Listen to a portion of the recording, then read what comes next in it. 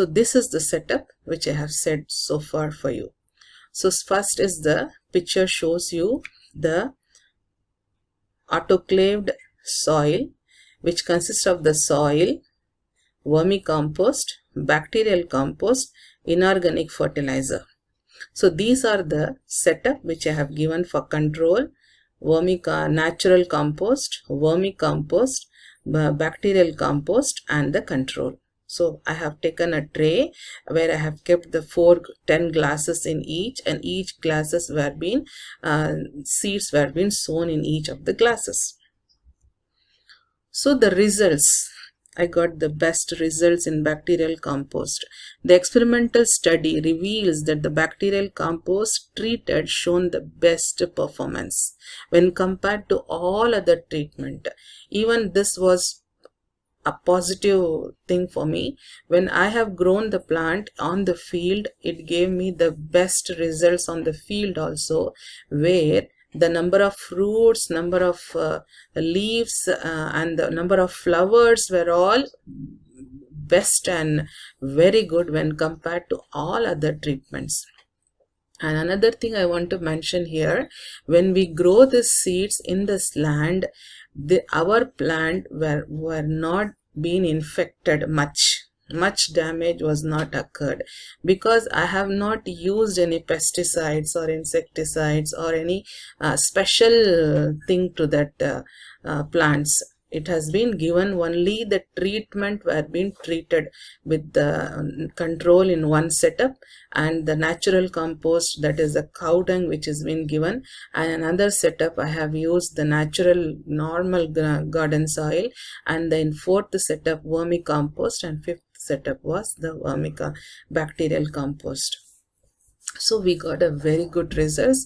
And here I also want to mention, we got the length of the fruit and were much bigger, and it was very tasty, and we got very bigger seeds when compared to the other subjected one.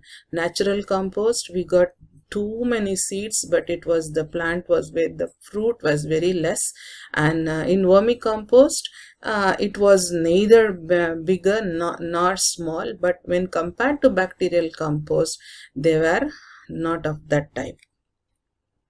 And through this soil has been sterilized, there is a variation in plant growth, and proximate composition in bacterial compost showed the best performance here. So here you can see the plant in the 10th day.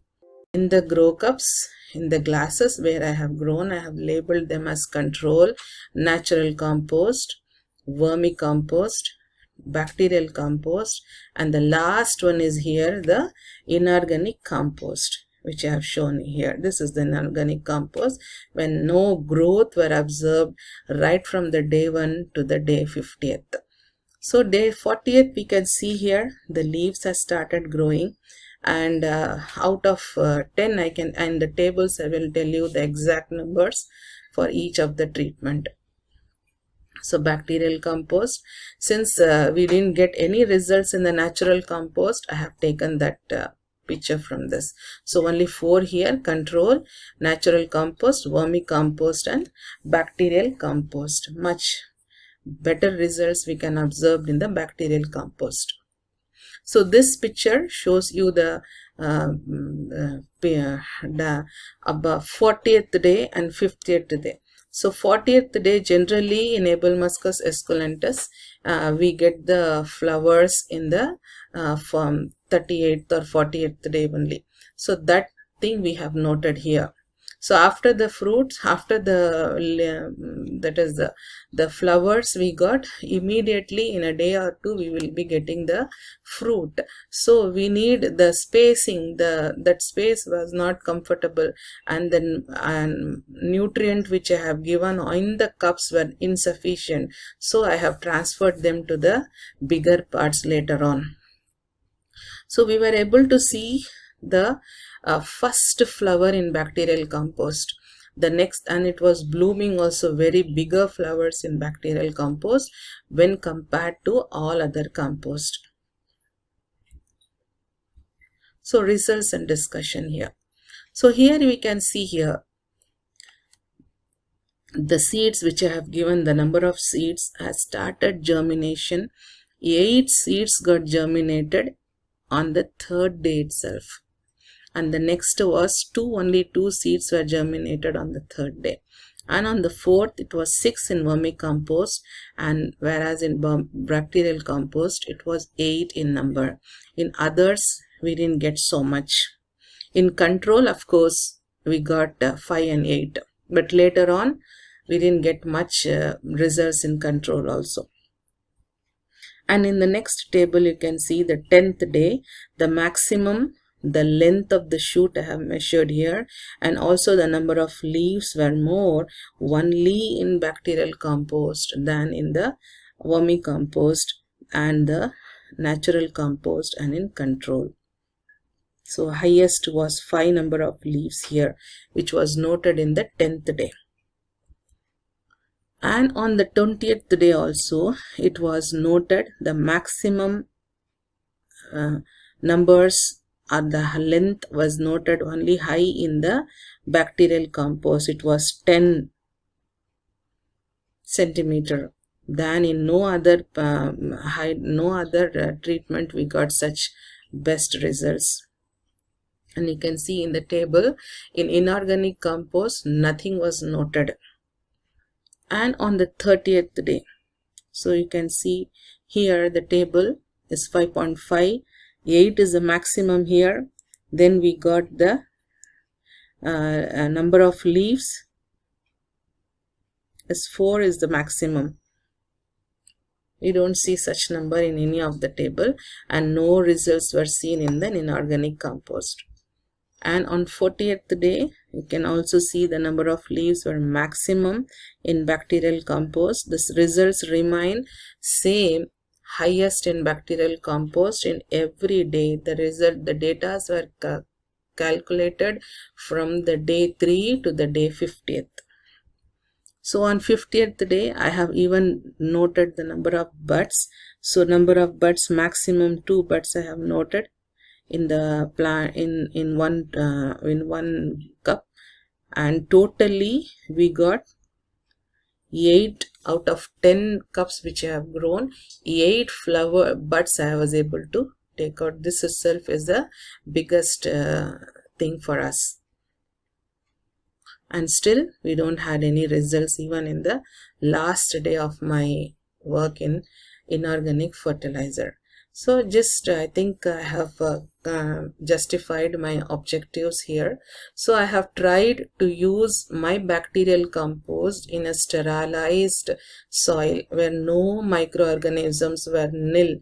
I have given just my bacterial compost and mixed with that sterilized soil, and I was able to prove that my bacterial compost is having a very good effect in the growth.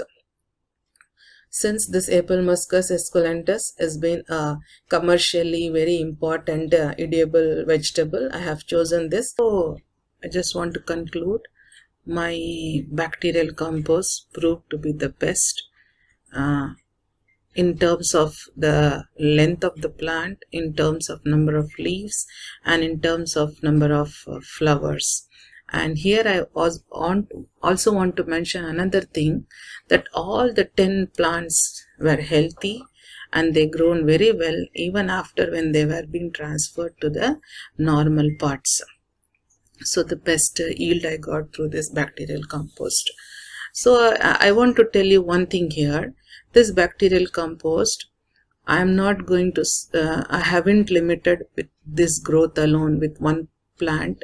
I have also used them in hydroponic technique for growing the medicinal plant like Justicia genderosa and orthosiphon, that is a near Karunnochi, and the Punemese plant, which are the kidney plant also we tell that, and Justicia genderosa, they are used in medicinally, they are very, very important. And also I have taken this for the seed germination also. In all the parameters we were able to prove that our bacterial compost were best. Thank you. Knowledgeable presentation here.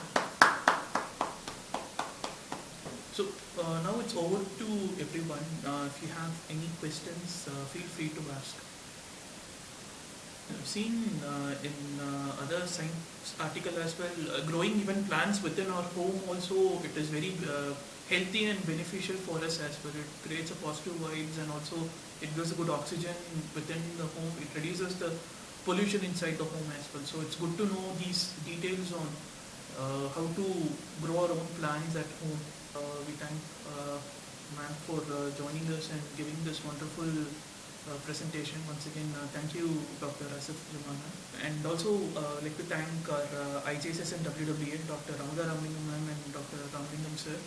And just to let you know, this is the fourth topic which we have completed successfully. So we've been posting every week, and the objective is to give knowledge to everyone. So let's all, give our participation and continue to share our knowledge and expertise for the benefit of the society. That is the core objective of this whole webinar and this IJSS. Yeah, thank you all and wish you all a wonderful weekend. Happy evening. Have a nice day. Bye. Thank you all.